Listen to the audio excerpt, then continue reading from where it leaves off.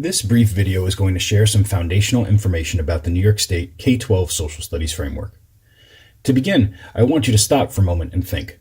When someone says social studies, what do you think about?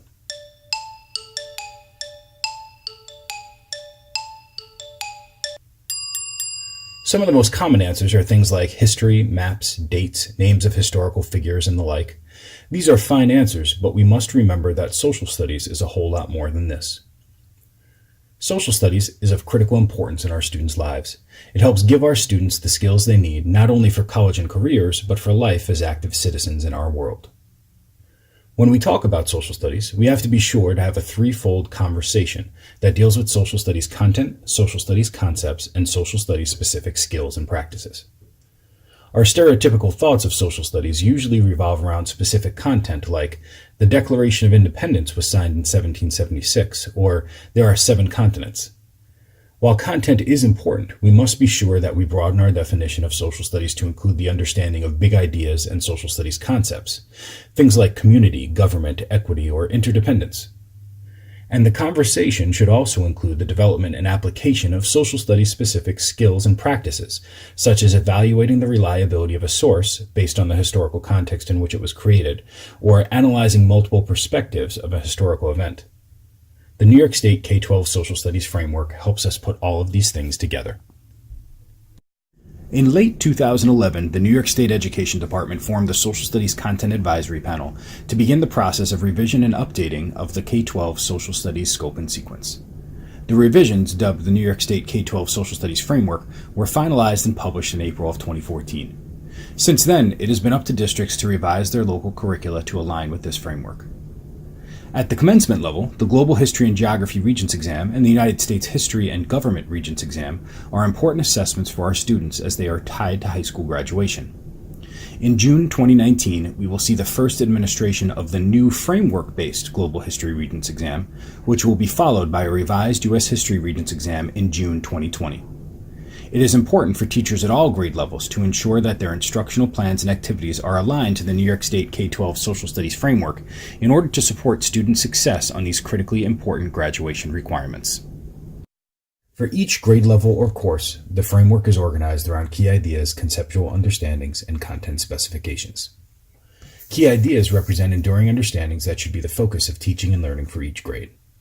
Key ideas are designed to address larger social studies perspectives, trends, and issues. They are intellectually broad, rich, and substantial. Conceptual understandings are more specific statements that support each key idea. Together, the key ideas and conceptual understandings represent the body of social studies concepts that should be the focus of teaching and learning. Content specifications are crafted as students' will statements. They articulate specific content that can be taught to bring the key ideas and conceptual understandings to life. When making decisions about the what to teach, we should be using this as guidance for our pacing throughout the year.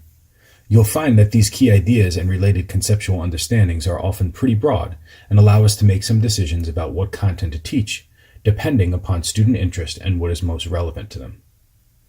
This organization, starting first with big ideas and conceptual understandings, lends itself well to the backward design of units and lessons. The social studies practices represent the social science and historical thinking skills that students should develop throughout their K-12 education in order to be prepared for civic participation, college, and careers. These practices should be infused with the key ideas, conceptual understandings, and content specifications in the framework. There are 6 practices: gathering, using, and interpreting evidence, chronological reasoning and causation, comparison and contextualization, geographic reasoning, economics and economic systems, and civic participation. When you examine the framework in depth, you'll see that the practices are vertically articulated K-12, each with several grade level specific expectations of mastery. All of us should be using these practices on a daily basis to plan activities in social studies that support students in acquiring and mastering these skills. If you're an elementary level teacher here in Rochester, these practices serve as the categories for our report card indicators. Every student should be issued a score for each of these indicators every quarter to indicate their progress in social studies. New Visions for Public Schools has taken our New York State social studies practices and distilled them into student-friendly language that represents the kinds of actions that students should be regularly engaged in during social studies instruction. These student social studies practices provide a common language that can be used to teach, learn, and refine critical thinking skills needed to excel in social studies at all grade levels.